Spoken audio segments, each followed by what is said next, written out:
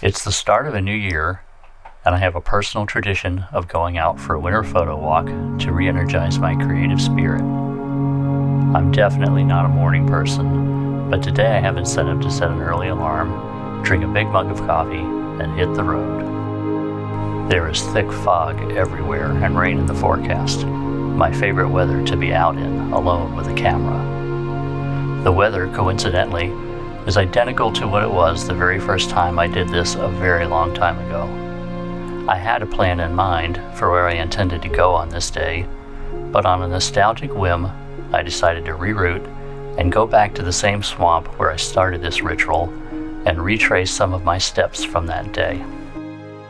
As the fog thins, I walk down a dirt road into the swamp and immerse myself in a deep quiet that is only occasionally broken by the calls of owls or the screech of a hawk overhead. It doesn't take long at all for me to break the bonds of normal visual perception and become one with the camera, observing the nuances of the play of light and shadow, and creating my own personal artistic version of reality. It's the dead of winter, but this is Florida, so it's not cold or uncomfortable. Midwinter is when the maple leaves turn yellow and red and drop. Some, but strangely not all of the poison ivy that is everywhere here in the swamp, turns yellow and scarlet. Everything else remains lush and green. The flowers of summer continue to blossom. The morning fog has left everything wet and damp. I walk among the trees and underbrush silently, no crackling of leaves or snapping of dry twigs under my feet to disturb the soft silence that surrounds me. Wandering through the woods and swamps in this part of Florida, it's not uncommon to occasionally stumble upon an isolated sour orange tree. Whenever I'm lucky enough to find any this time of year, I never pass on the opportunity to treat myself to one. They are distinctively sour, yet still delicious, and so incredibly juicy. Since midwinter is the dry season here, there's usually very little standing water, and you can typically walk freely through places that would be chest deep in water during the summer.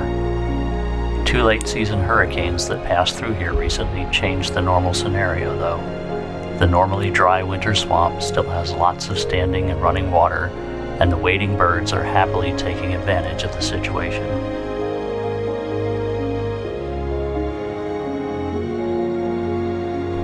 A ghost from the distant past materializes among the trees, and I begin to reminisce. 34 years ago, exactly to the day, I walked through this swamp for the first time ever on an identically foggy, wet winter morning with my first film camera in my hand, and I stumbled across this artifact. I clearly remember composing and recomposing from every angle before finally committing to pressing the shutter button and advancing another precious frame of film through the camera. A few raindrops begin to fall through the trees, and it's not long until it becomes a steady rain. The temperature is mild though, my camera gear is weather resistant, and my creative energy isn't lagging yet, so I continue on. It will be nice to take a look at the image files on my computer after dinner, but for just a moment I go back in time in my mind again, and I see prints coming to life in trays in my old darkroom, and I can almost smell the chemicals again. I don't really miss that, but sometimes for a moment or two, on days like this, I think I do.